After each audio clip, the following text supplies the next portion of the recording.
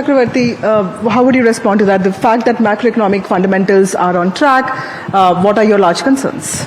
See, I think first we must all agree as a country to stop talking about headline GDP growth. It matters almost nothing to the average armed army.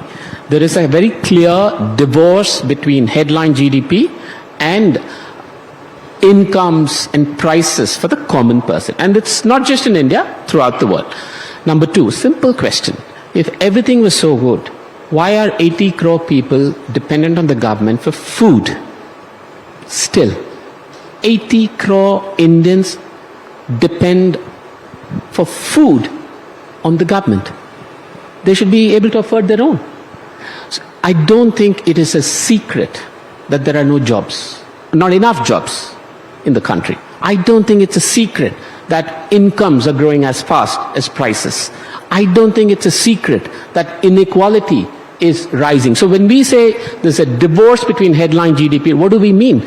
The benefits of headline GDP growth are accruing to a very small section of people. Now I'll give you one statistic, just one, because a lot of people hear from the markets, equity capital markets. You know, there's a lot of talk about how there's been a huge amount of domestic retail money that's come into the equity markets in the last 10 years. I'm quoting SEBI's own report. SEBI came out with an investor survey report of 2025 just 2 weeks ago. 3.7 crore households, only 3.7 crore families have investments in the stock markets, according to SEBI's 2025, less than 10%. You know, the same SEBI report in 2015, what it said? How many households were invested in the stock market? 3.3 crore. What does that tell you? There's actually been no growth in the number of families that invest.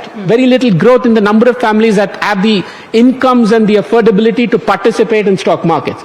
But what did we see? The amount of money has gone up 10 times, which means the same people got a lot more money that invested. It's just one statistic to tell you about the inequality.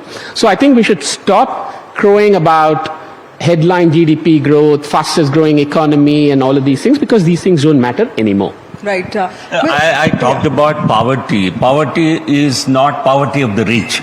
Poverty obviously is something that relates to the underprivileged sections of the country. When so many crore people have risen above poverty line, if that is an international finding, not a finding given by a government agency, you have to believe this growth is happening with equity, with access to resources for every section of the society. Secondly, when we reduce GDP, I am repeating myself, does GDP, the GST, lowering of GST, does it not benefit every section? The problem is the Congress party tends to believe some odd statements that India's economy is down in the Trump or down in the dump or whatever. So whereas the whole world considers India as a bright spot in the economy. Mr. Chakravarty, are you being overly critical? Because you know, from fragile 5 in 2014, today we are fourth largest economy in the world. Has it happened only through headline GDP numbers or some kind of fictional numbers?